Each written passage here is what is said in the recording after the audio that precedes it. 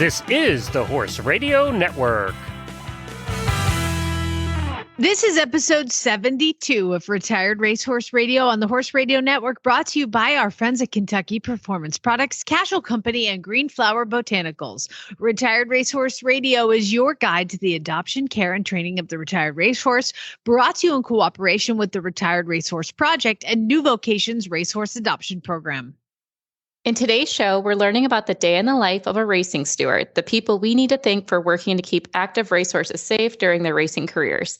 We give you our tips for occupying a board horse, and we introduce you to our adoptable horse of the week. Catch you later, bro.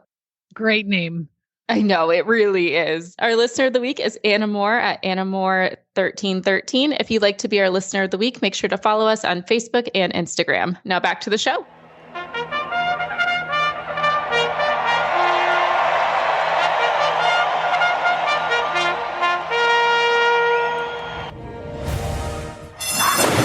And they're off on Retired Racehorse Radio, the podcast that is your guide to the adoption, care, and training of the retired racehorse.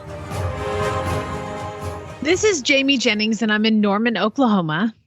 And this is Joy Orr in Detroit, Michigan, and you're listening to Retired Racehorse Radio. Now, I am on the cusp of vacation.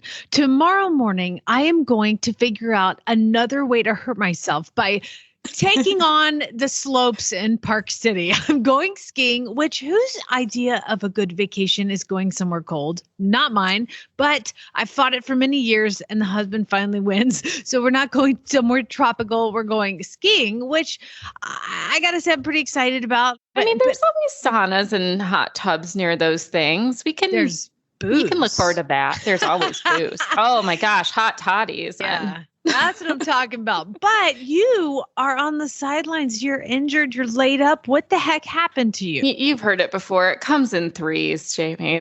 That's where we are. And I'm hoping I'm on my third and I'm not an exception with a fourth.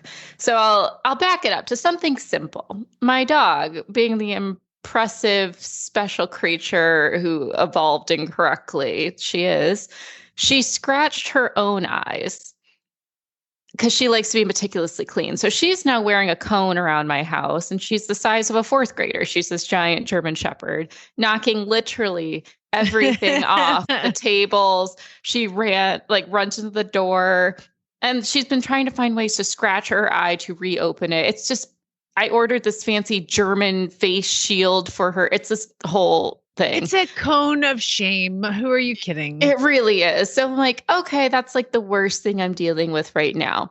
Then we go to my lessons, and Astra and I have been smashing it. She's enjoying the jump training. We're really starting to build her up. Everything's going well. So I'm super stoked to get into our lesson that week. And then this horse, it's like either be compact as possible, like we're running through mud, or she's full on galloping. I'm like, what is up? Like, are you in a heat cycle? What's going on? Like, she came in perfectly fine in my brain. And then she started bucking. I've had this horse for 4 years. She has never once offered a buck. She'll offer me a lot of other shenanigans, I'll tell you that. Has never offered me a buck. So I'm like, okay. I sat it. It was fine. Scared some children who were out getting ready for their third ride that was great. And then so I'm like, we're stopping the lesson. Like, something is clearly wrong. This horse has never bucked, never thought about it. And I'm looking at her. She's extraordinarily stoic. Didn't realize that she was also in a ton of pain. So I look back at her and I'm like, oh my gosh, you could visually see the difference in her hips. It was at like a sharp angle. And I was like, all her butt muscles were super tight. And I'm like, oh my gosh. So did she hurt herself like out in the pasture or something? We're thinking she might have slipped, like running around like some thoroughbreds like to do. In the dang snow basin up there in Detroit. Yes, because I'm in Winterfell. Yes. So she must have been doing something stupid with her friends. She probably fell out there. So she's been off from work for 2 weeks, but she does have her own massage gun now.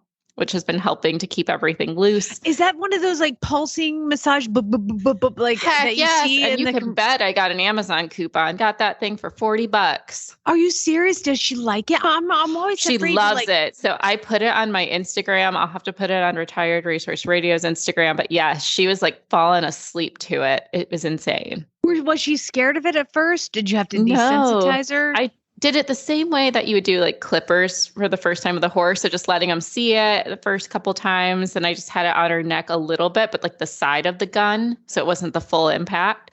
And I would just give her like a little like alfalfa pellet just as she was still like, everything's good. You can do scratches too if you don't like treats for your horse. And then we just like went for it to see her reaction. At first she was a chestnut mare, slightly suspicious, gave me some side eye of like, what you doing with my butt? Snorting. Yes. And then all of a sudden it was the big sigh out. Wow. And then we saw her soft. She was there for like 30 minutes. She was great. Oh, that's cool. So so you recommend that. Well, I always buy all the things you buy. So send me the link because I'll need to buy one of those. Will do. I caution, don't go as tough as you would on yourself. They're sensitive. Just light touches. That's cool. I'm going to check that out. And then you are like a pirate now with an eye patch. Yes. Now we get to the injury number 3. I thought during my time off, I'd work on home renovations because we bought this new house. And that turned out not to work out in my favor. I always tell people I'm in like the Crayola crayon house. Whoever lived here before literally picked the brightest colors for each room. I have robin's egg blue. I have mauve. I have lime. I have sherbet orange. Like, what do you want? I got it for you. So we're like, let's tackle the mauve. 5 gallons of primer later. All our beautiful walls are now white that were once fleshy. And I'm feeling good. Took all these 90s curtains off, and I must have angered the spirits of the home for not liking their decor style. One of those spring-loaded curtain rods went off and hit me in the eye. So I was in the ER Sunday night. Oh, that's brutal. That's terrible. That's gross. And I don't want to talk any more about it. You know what? I can put medication in a horse's eye. No problem. I can stick my arm in a necropsied horse. I've done all those things, but don't talk to me about anything human. No, it's not cool. But I'm hoping that's my 3 for 3. And I would love to be going on vacation after all of this. I don't know, man. Maybe I shouldn't go because apparently our show is jinxed. But unless you took all the Negatron vibes. And I took one for the team. They always say arrow to the knee. That was for you. Have a great trip. Oh, that's so sweet of you. Well, hey, we've got a really cool show coming up because I'm really excited to introduce you to somebody who I have met and spent some time with. And her name is Julie, and she's the safety steward at Remington Park. Just such a fascinating job, and just in a day in the life kind of look at our thoroughbreds and kind of how they live before they come to us. You know, this is not Racehorse Radio, it's Retired Racehorse Radio. So they did have a job before us. So she's going to talk a little bit about that. She's also a former jockey, and she's just a total bad A chick. And so we're going to do that. But before we get to her, let's go ahead and check in with our title sponsor, Kentucky Performance Products. This Nutrition Minute is brought to you by Kentucky Performance Products, the company that simplifies your search for research-proven nutritional supplements at kppusa.com. The horse that matters to you matters to Kentucky Performance Products. Researchers have confirmed that as horses age, they naturally become less sensitive to insulin and more susceptible to health problems caused by too much sugar in the diet. One way to reduce the sugar content in a horse's diet is to replace sugar-laden grains with a high-fat supplement. Fat is an extraordinary energy source. It is readily utilized by the horse and contains more than 2 times the calories of sugary grains. Equijewel Stabilized Rice Bran is an excellent fat supplement. It contains a balanced calcium to phosphorus ratio and won't cause mineral imbalances when added to the diet. Its all-natural ingredients are high in healthy fat and fiber.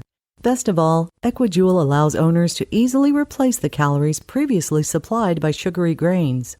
When you need to add healthy calories to your horse's diet, choose Equijewel.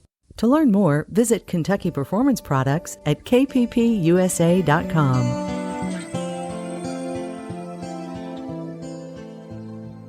Well, not only do we like to really dive into the past life of our retired racehorses that we have, we also like to highlight super bad A chicks in the horse world. And I am so pleased to have on Julie Cagno. Julie is, God bless, you've done everything in the horse world that there is, it seems like. Thanks for joining us today.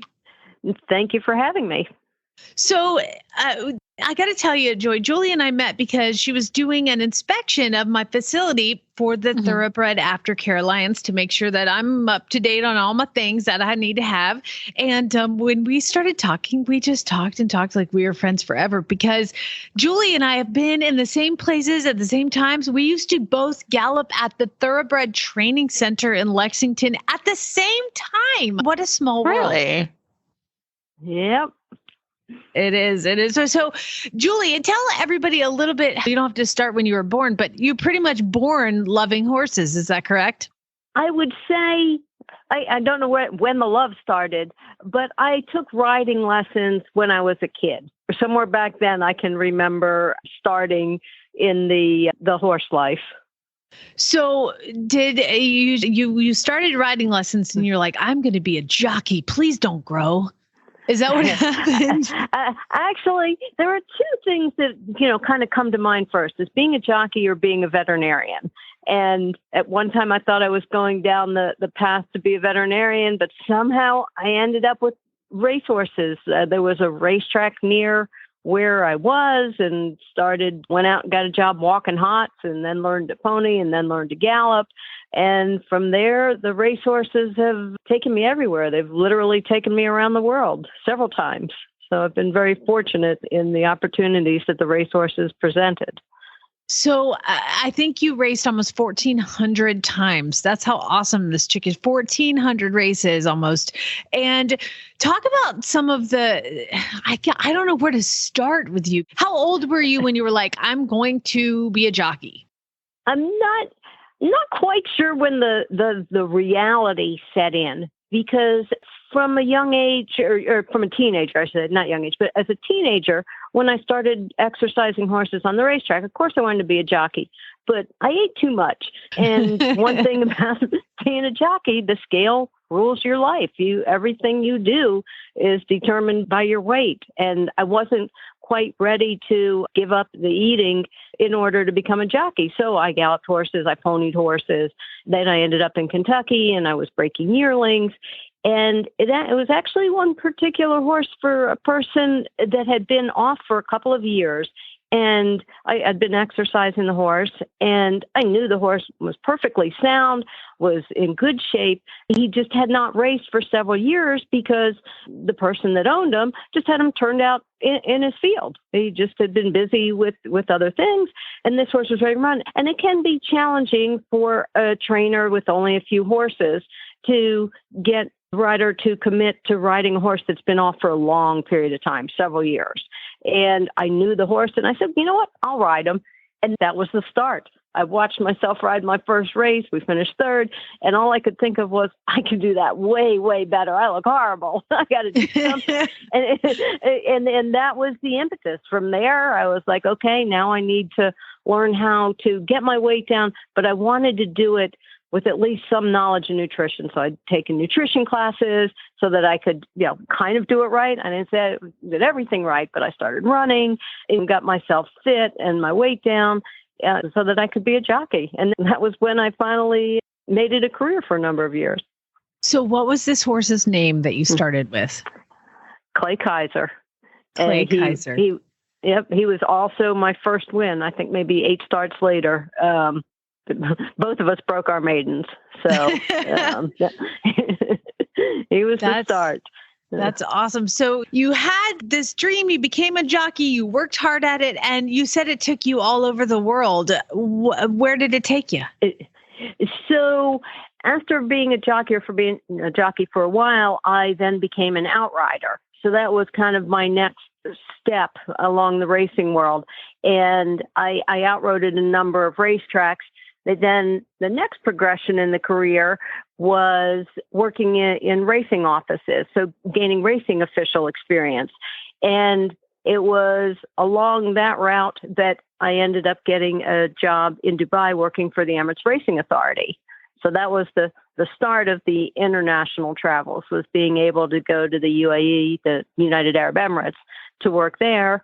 That then led to an opportunity in China. I went to China, helped the China Horse Club in overseeing the import of their horses from Europe and Australia into China to race in China. That led to an opportunity to go to India as a consultant for the Hyderabad Race Club and for their apprentice jockey school. So it seems like one thing just morphed into another opportunity. And I've been fortunate enough to be able to grasp at the opportunities that were presented to me. Yeah, never say no, because when you say no, everything stops. And that seems like you just kept saying, yeah, sure, I'll do that. What the heck? So exactly. out of all these different jobs that you've had in the horse world, is there anything in particular that you really like? What is the one you're like, yes, that was my favorite? Picking favorites is not something I do. I can say that being a jockey is awesome because if you've got a taste for speed and competition, it's there. But outriding you get to spend years working with your own horses to really develop them into professionals that enable you to just do really fantastic things. It can be really rewarding as an outrider when you catch somebody that's in serious trouble. So there's rewards to that.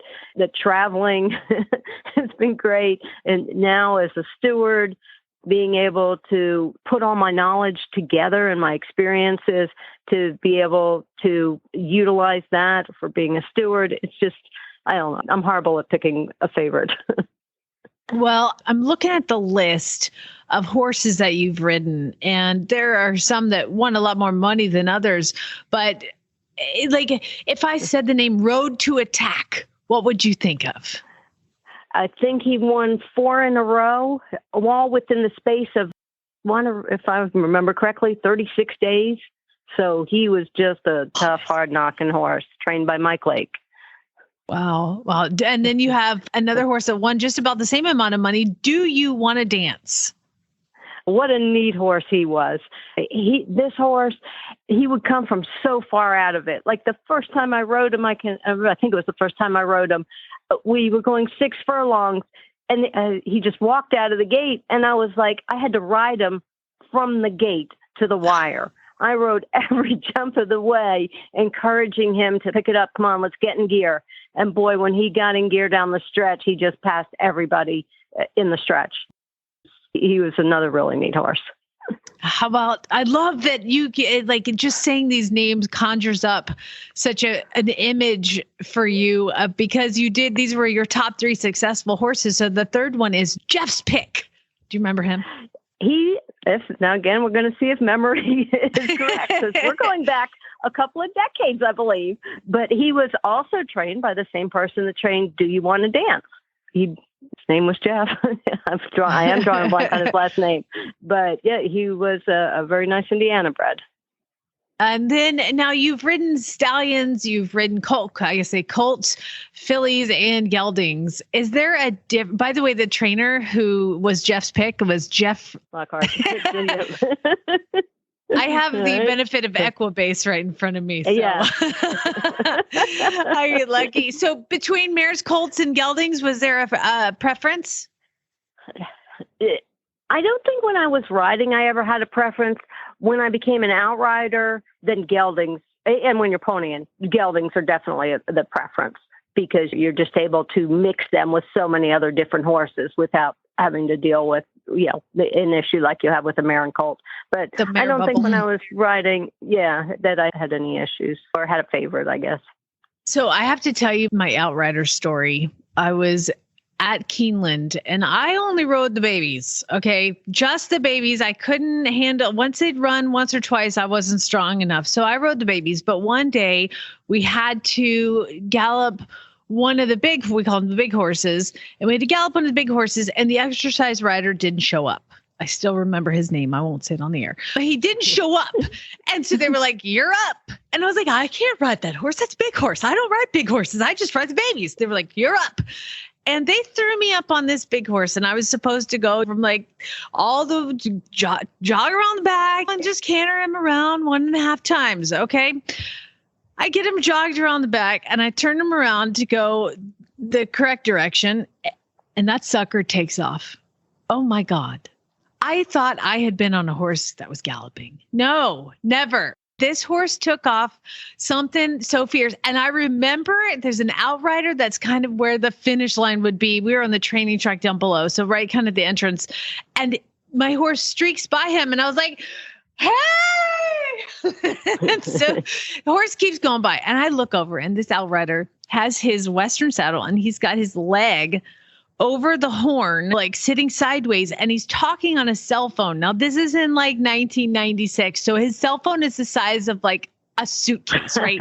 So he's sitting there on this horse, leg over the horn. I am flying by. I didn't even have goggles. So like tears are, because I just couldn't stop him. I just couldn't slow him down. He was gone. And tears are streaming down my face. And I come all the way around this. We're flying. Now I know I'm going to get in trouble. Oh God, I'm going to get in so much trouble. I'm getting so much trouble. And finally the horse gets tired enough to stop. And he kind of stops right where the outrider is. And I was like, why couldn't you help me stop? And he goes, you stopped, didn't you? I was like, oh my God. Oh my gosh. I thought you were here to protect us. So I'm assuming that you were probably a better outrider than that young buck. I'm not going to make any comments there, but I'll tell you something interesting about outriding at places where there's a very large crowd. I outrode at Arlington, for example. And if there is a loose horse, a crowd of 5,000 people is going to cheer for the horse. You will get zero support if that horse gets by you.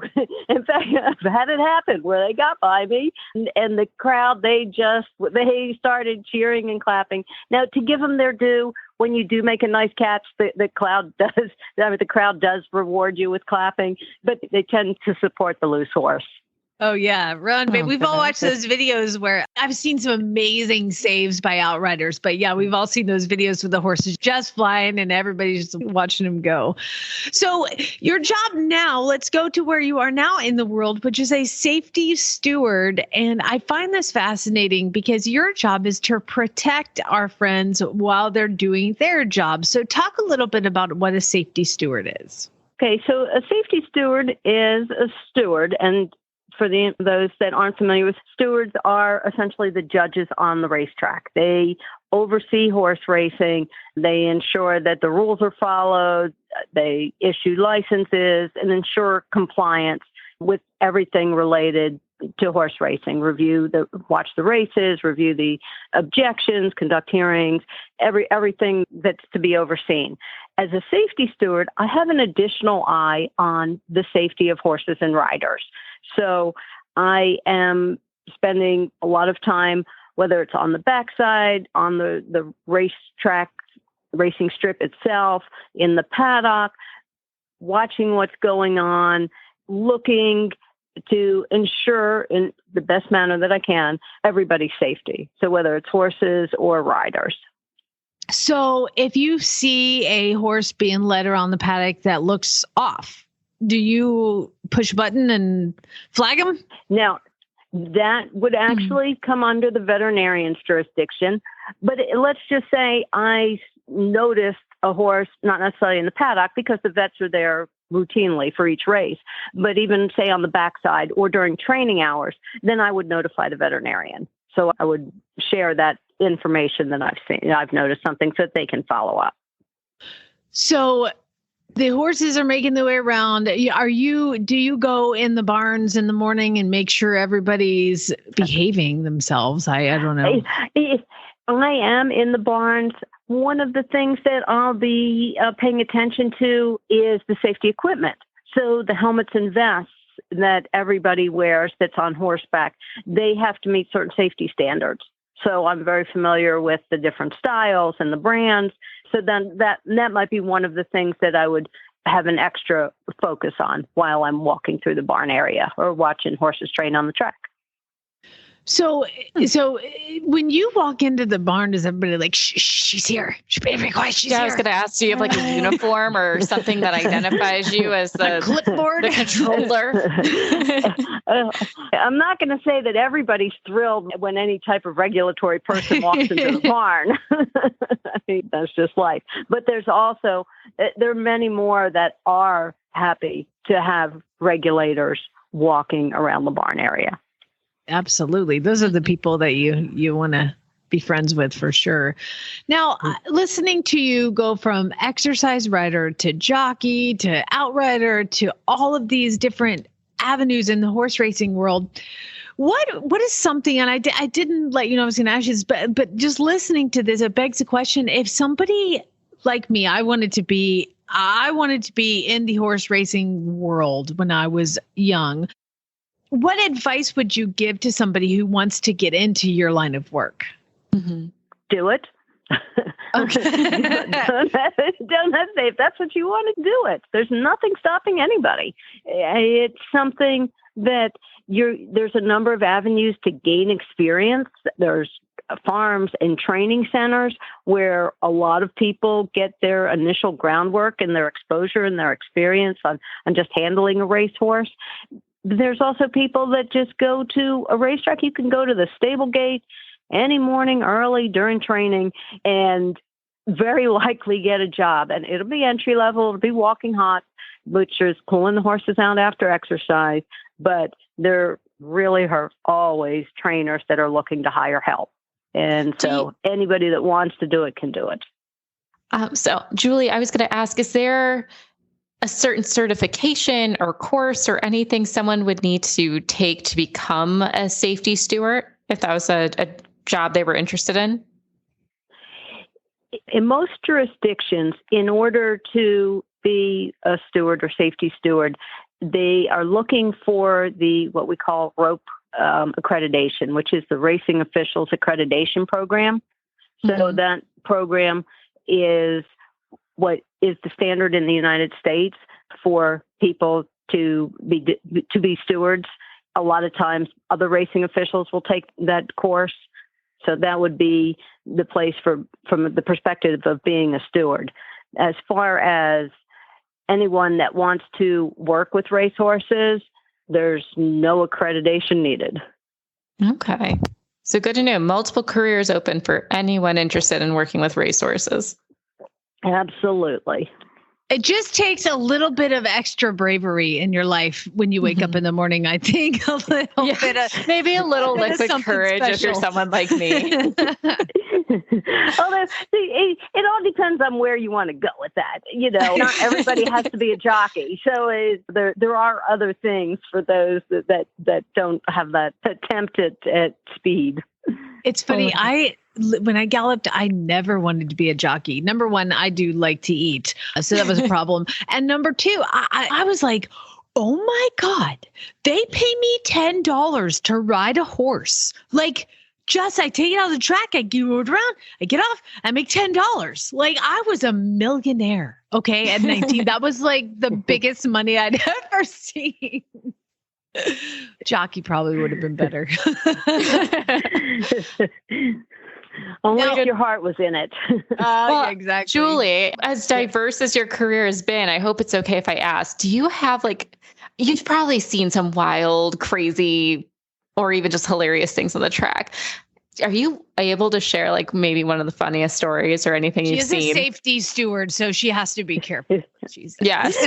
Change names if you need to.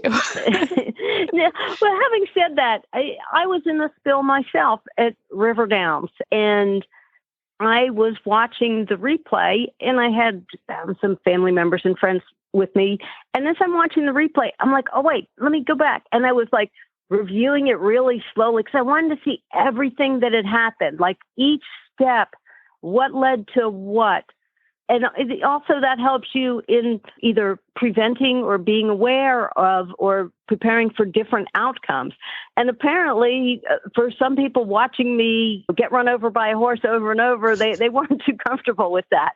But for me, it was just like, well, this is all this is what happened. When I watched exactly what I did and how this horse went that way and even what the feet as they went over me. So to me, it was just really interesting, but I guess not everybody sees it that way. Oh my God. That's like, I can't even watch those videos where people fall off their horses now. Can't imagine that being me and dissecting a video of myself getting run over. Yeah. Well, Julie, this has been so fun. When does the meet start back up so we'll get to hang out again and you can, because you know what? Julie doesn't gamble on horses. I don't know how she's able to do her job without placing a bet, but apparently she's not allowed to. Self-control. Self-control is what that's called. Not only not allowed to, but I also have no interest in gambling. So that makes it really easy. Oh my God. Listen, I'm a big bettor. If I will bet $2 to win on the, I go deep in, Julie, deep in. Yeah, for me, it's more about the association, just the environment, the atmosphere, the horses. And I understand gambling's very important for our sport and support it that way. It's just not for me. So it makes it easy. And to answer your question, in Oklahoma, both Remington Park and Will Rogers Downs will start racing again in March. So you'll be able to start again. Fantastic. Well, if anybody has any further questions for you or they want to ask questions about your job or how to get in, is there a place where I can send them to get in touch with you? Tell you what, if they get in touch with you and you can forward anything to me, I am more than happy to respond to people's interest, and especially people that want to get involved.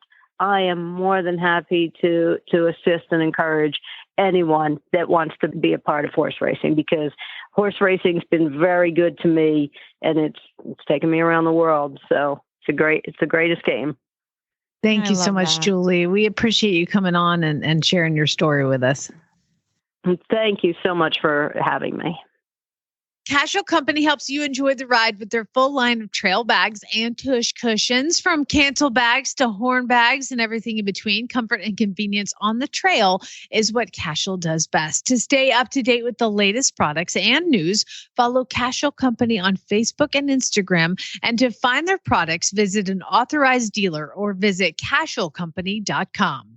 Well, Jamie, I know I gave everyone a novel about my bad luck over the last few weeks, but it made me think about that there's a lot of horses, especially as many of us are going through cold snaps with a lot of ice. The snow comes in, it melts, goes away, all that fun stuff, that our horses might be inside a lot more if we're in colder climates, or the horses who are on stall rest because they might have been competing and got an injury, they get bored. I'm bored with my stall rest, so I can imagine horses do too. So I found this article from Farmco Agriculture, and they talk about 7 ways to find boredom busters you can try for your horse. And I'm wondering if you tried any of these. Okay. So the first one is introducing balls. So we've probably seen horses with the jolly balls. I have mares. I've never had a mare interested in one of these jolly balls before, but you're a gelding gal. Have you ever tried those? Is the first time anybody's ever called me that. So I'm going to write that down to put the gelding gal. I like it. But I just, for Christmas, my best friend Larissa just gave me a jolly ball, like one of those big giant rubber balls, a mega ball or whatever, to play with. So I haven't inflated it yet, but I have 2 2-year-olds that I know are probably going to hurt themselves on it. The only one I've ever used it's the Shire's ball horse feeder. It's basically like this tiny little piece of hard plastic, but it's like shaped all these triangles around it. It's a prism type thing. And it has a hole in the middle, and you put like alfalfa cubes in it or alfalfa pellets.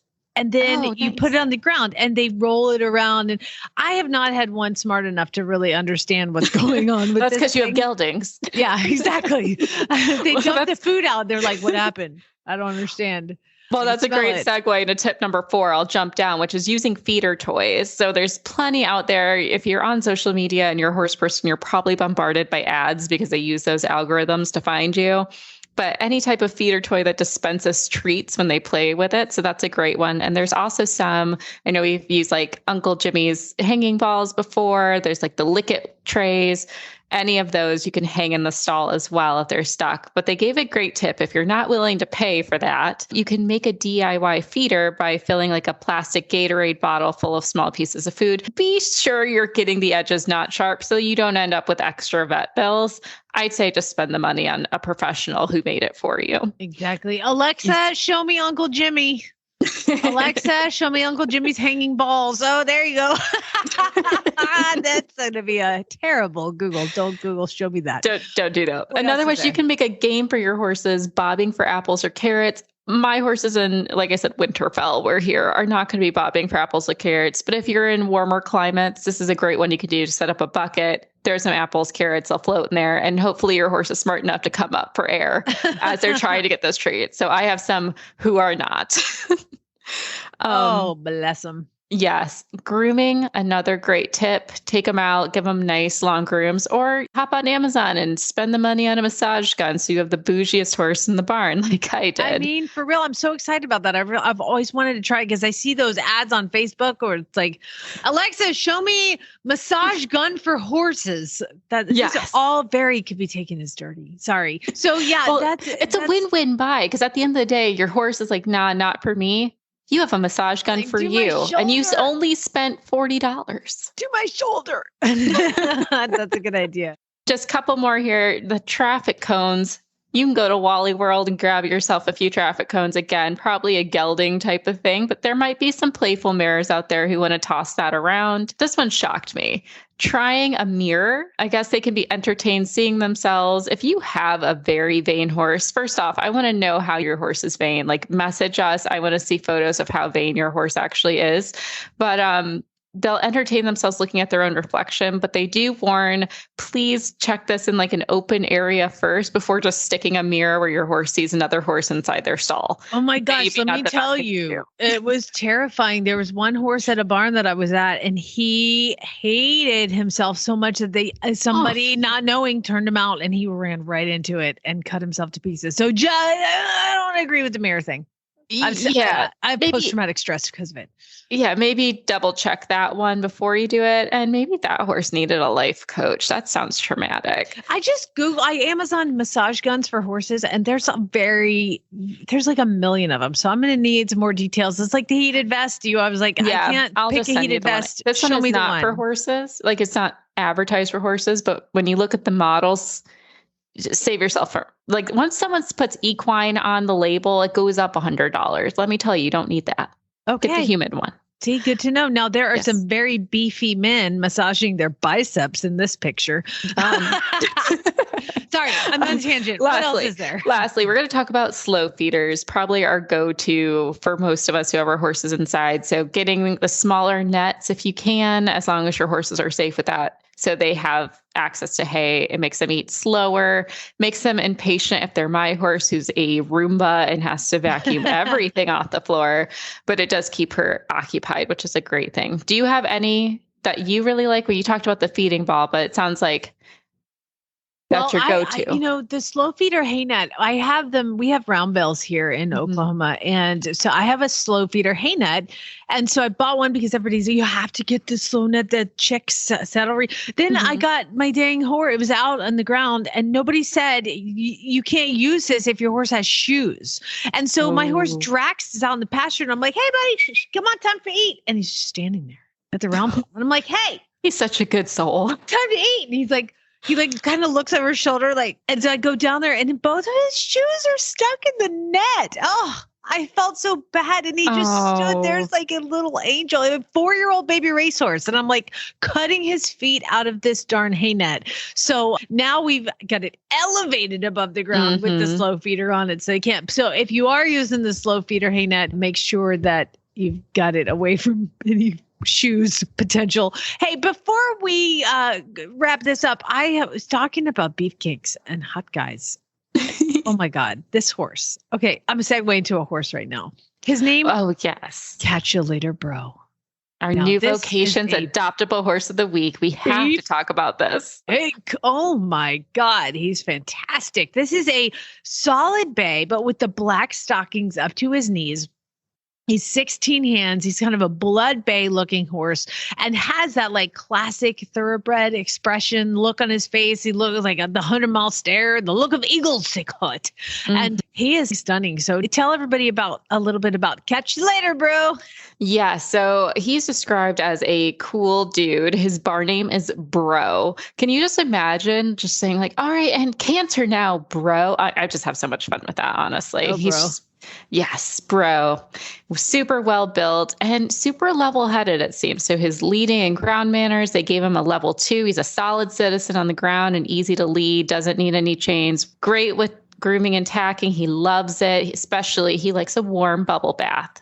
He is a guy who knows how to be pampered. As far as horse care, he got a level 3. He's on any supplements, but they do recommend he has a joint supplement for regular work.